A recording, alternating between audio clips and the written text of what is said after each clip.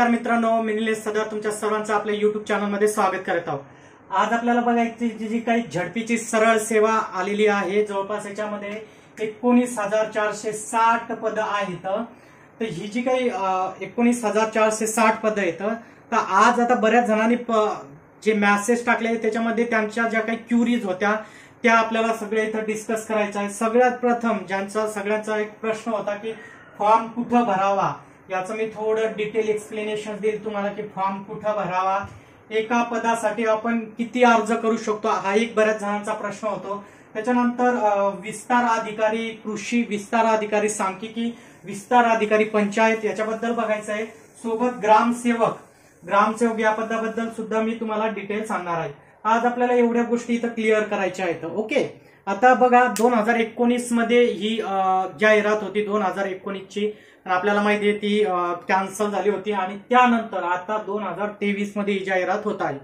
तर ही जाहिरात आता जी आलेली आहे तर याच्यामध्ये आता वेगवेगळे जे आपण जिल्हे बघितले तर याच्यामध्ये वेगवेगळ्या जिल्ह्यामध्ये जवळपास 34 जिल्ह्यासाठी ही जाहिरात दिली आहे। आता सगळ्यात प्रथम आहे की सगळ्याच याच्या म्हणजे आपण आता मी जेवढे तर तुम्हाला पद सांगितले तर सगळ्यांना एक प्रश्न पडतो की बा फॉर्म कुठं भरावा। अलग लक्षात, आता या प्रश्नाचं उत्तर देणं बघा, या प्रश्नाचा फॉर्म कुठं भरावा, सगळ्यात प्रथम तुम्हाला काही गोष्टीचा इथं विचार करायचा आहे।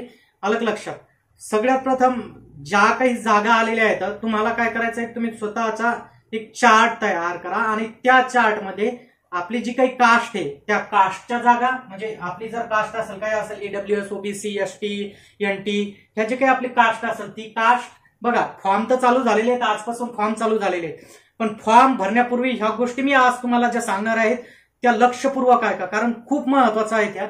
आता पहिल्यांदा काय करायचंय आपल्याला, स्वतः काय करायचं, आता आपल्या टेलिग्राम चॅनलला सुद्धा मी टाकलेली आहे किंवा सगळ्या जिल्ह्याच्या ज्या काही ऍडव्हर्टाईज येतं त्या एकाच याच्यामध्ये दिलेल्या आहेत।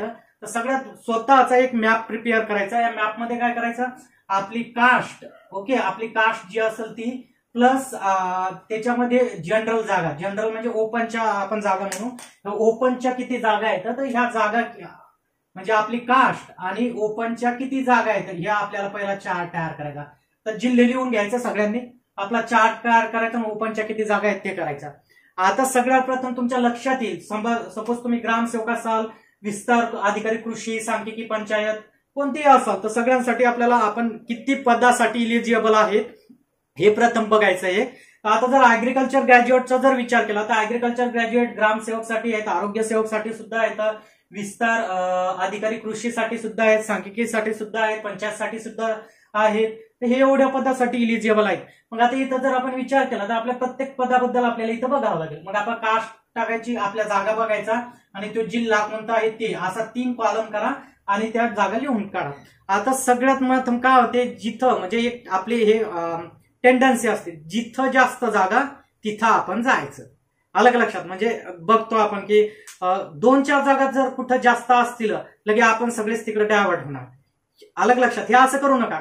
तुमचा जर अभ्यास असेल आणि तिथं 4 जागा कमी असतील, एखाद्या ठिकाणी सपोज 15 जागा आहेत आणि एखाद्या ठिकाणी 10 जागा आहेत, तुमचा अभ्यास चांगला आहे, तुम्हाला माहिती आहे, तर तुम्ही जिथं 10 जागा आहेत तिथं रिस्क घ्या, कारण 15 जागेला तिथं भरपूर जातील, तुमच्या कास्टही जातील आणि ओपनवाले जे का असतील तेही जातील। अलग लक्ष, अभ्यास असला तर कमी जागा असतील तरी तिथं रिस्क घ्या।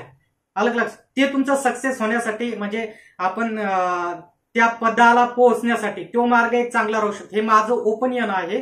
अलग लक्षात, शेवटी तुम्ही तुमचा डिसिजन घेऊ शकता। आता दुसरं हे झालंय फॉर्मचं, पहिल्यांदा आपल्याला तुमची कास्ट, ओपनच्या कास्टच्या किती जागा आहेत, ओपनच्या किती जागा आहेत, डिस्ट्रिक्ट, जिल्हा। अलग लक्षात, तर ह्या 3 गोष्टी पाहून आपण एक चार्ट तयार करायचा आणि त्यानुसार आपल्या कॅटेगरीला किती जागा आहेत, कुठं कुठं नक्कीच काही जिल्हे आहेत जिथं एखाद्या ठिकाणी 20 असू शकतात, एखाद्या ठिकाणी 12 असू शकतात। अलग लक्षात, म्हणजे जिथं 20 असणार तिथं भरपूर जण जाणार। अलग लक्षात, म्हणजे जिथं 12 आहेत तिथं तुम्ही रिक्स घेऊ शकता ना, जर अभ्यास असला तिथेही रिक्स घ्या। अलग लक्षात, कारण एका काय होते मॅक्झिमम जिथं जागा असतात तिकडेच फॉर्म जास्त जातात। अलग लक्षात आहे, म्हणून तुम्ही हे करू शकता। प्लस तुम्हाला माहिती आहे की आता जिथं 1-1, 2-2 पद आहेत आणि तिथं जर तुम्हाला माहिती आहे तुमचा मित्र असेल काही, तुम्हाला माहिती आहे त्याचा अभ्यास किती आहे, तो तर सांगणारच नाही की बा मी कुठं टाकला आहे, किंवा टाकला असला तरी प्रामाणिक असेल तरी सांगेल, नाही तर मग सांगणार नाही की मी कुठं टाकलाय फॉर्म। अलग लक्षात, तर एका जागेसाठी असेल तो तुमचा कास्टचा आहे, तुम्हाला माहिती आहे त्याचा अभ्यास किती आहे, तो तिथं टाकत आहे, मी तिथं टाकत आहे, आपल्याला माहिती आहे यार आपला तर अभ्यास नाही इथं एवढा, त्यानं जर तिथं टाकलं नक्कीच ते पद तो तिथं घेऊ शकते. म्हणून याच्यात संभ्रम आहे सगळा, कोणी खरंही सांगणार नाहीत या गोष्टी. पण मला असं वाटतं प्रामाणिकपणे की एक चार्ट बनवा आणि थोड्या 2-4 जागा तिथं कमी असल्या पण आपल्याला वाटत आहे की अभ्यास चांगला आहे तर तिथं भरून टाका. अलग लक्षात, कारण सगळे जास्त जागा आहेत तर तिकडेच जाणार. हा झाला पहिला कन्सेप्ट. दुसरा, एकाच पदासाठी आपण अर्ज करू शकतो का?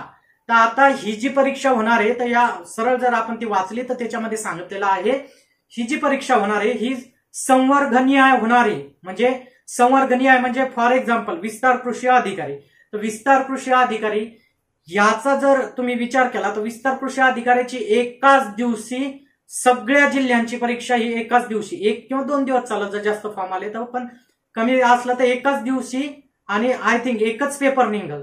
अलग लक्षात, एकच पेपर एकाच दिवशी सगळ्या जिल्ह्यामध्ये ती परीक्षा होऊ शकते. मग जर तुम्ही सपोज एका पदासाठी जर एकच आपण फॉर्म टाकलेला आहे, आता तुम्ही म्हणसाल सर दुसरा जर आम्ही दोन फॉर्म टाकले तर तुमचा जो काही पहिला फॉर्म असेल हा रिजेक्ट होईल आणि दुसरा फॉर्म जो राहील तर तो तुम्हाला ग्राह्य धरण्यात येईल. दुसरी गोष्ट आहे त्याने स्पष्ट सांगितलं की तुमचं शुल्क जे आहे तर ते म्हणजे अनावश्यक ते वाया जाऊ शकतोय, कारण 1000 रुपये शुल्क आहे.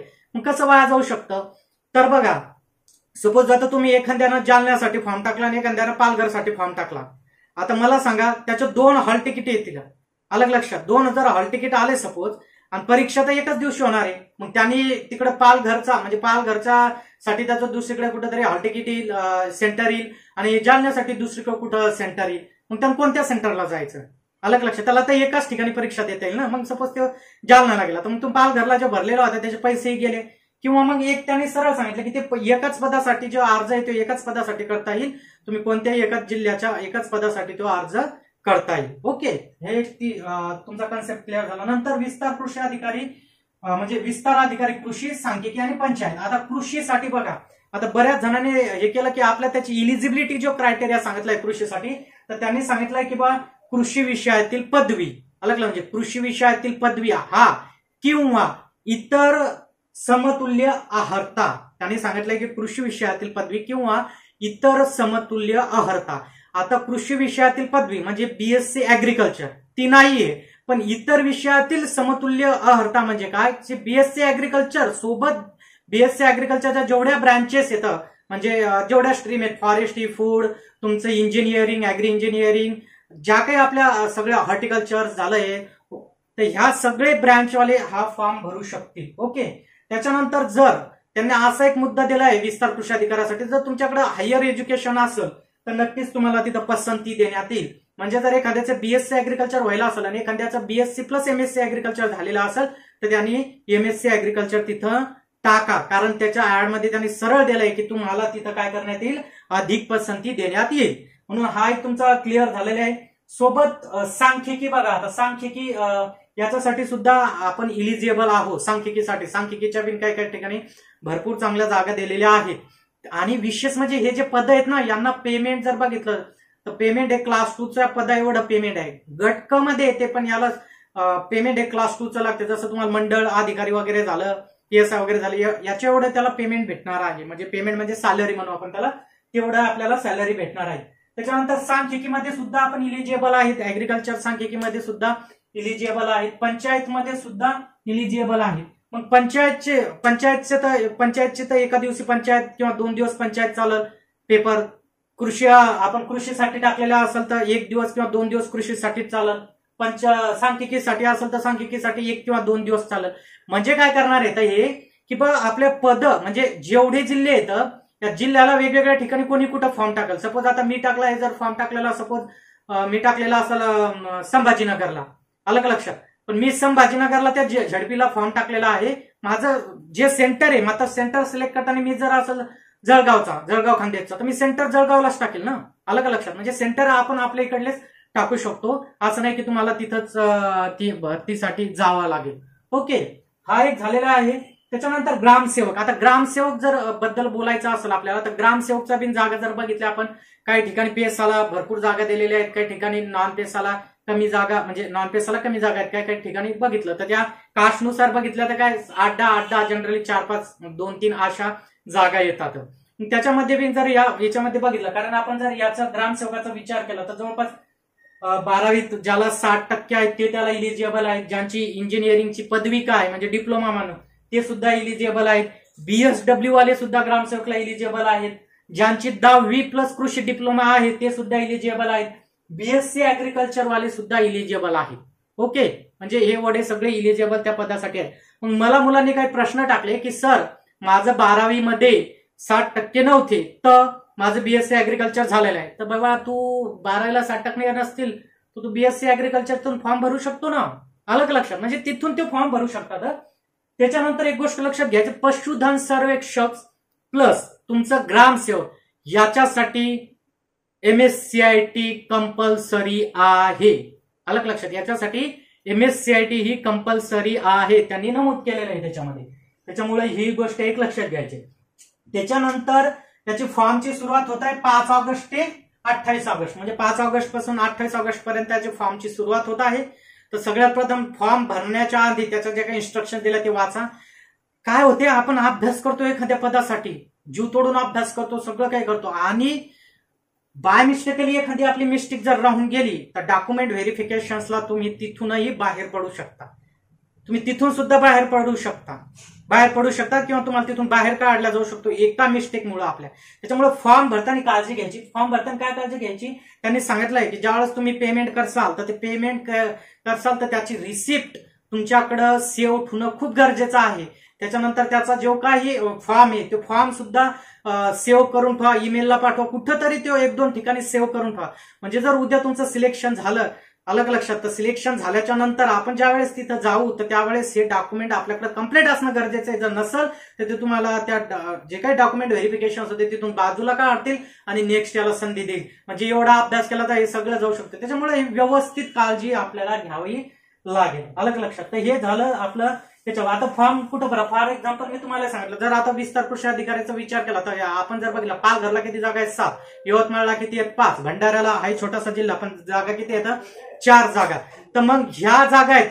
मग आता जर पालघरला जर ओपन, सपोज आता ओपनची एक जागा आहे आणि तुमच्या कास्टची सपोज आपण पकडू की बा ओबीसीची एक जागा, किती जागा व्हावं लागल्या? 2. अलग लक्षात. मग आता इथं 2 असतील जागा. आता ती जी काही ओपनची जागा राहील तिथं सगळ्यांसाठीची, त्याच्यामुळे तिथं EWS वालाही करल, त्याच्यामुळे तिथं ST SC वाला बिन विचार कराल, कारण तो म्हणाल की बा माझ्या कास्टची तर एक जागा आहे पण अजून ओपनची सुद्धा जनरलची एक जागा आहे, कारण जनरलची ओपनची जागा ही कोणाचीच नसते. अलग लक्षात. ती सगळ्यांसाठी असते. मग तोही विचार करा. मग त्याच्यापेक्षा एखाद्या ठिकाणी जर आपल्या कास्टची एकच असेल, एखादा जवळचा जिल्हा असेल, थोडा दूरचाही असेल, जर गडचिरोली म्हणा, इकडे खाली कोकणात म्हणा, कुठंतरी म्हणा, अरे एकदा पद घेऊ द्या, नंतर 3 वर्षानं बघता येते आपल्याला कुठं ट्रान्सफर घ्यायची, काय करायचं. पण सध्या काय महत्वाचं आहे आपल्यामध्ये, नोकरी महत्वाची आहे. त्याच्यामुळे कुठेही महाराष्ट्रात जाण्याचा प्रयत्न करा. लोक तर बँकेसाठी परराज्यात येतात, त्या येतं कधी म्हणतात की सर आम्हाला इथं यायचंय, आपल्या राज्यात यायचंय. मग आपल्या राज्यात कुठेही गेलं तरी तुम्ही सेफच आहात, व्यवस्थित आहात. त्याच्यामुळे कुठेही टाकला तरी ते विचार करा आणि फॉर्म भरा. आता जर तुम्ही विचार केला, आता विस्तार कृषी अधिकाऱ्यासाठी ऑलरेडी आपली एक टेस्ट सिरीज लॉन्च झाली आहे.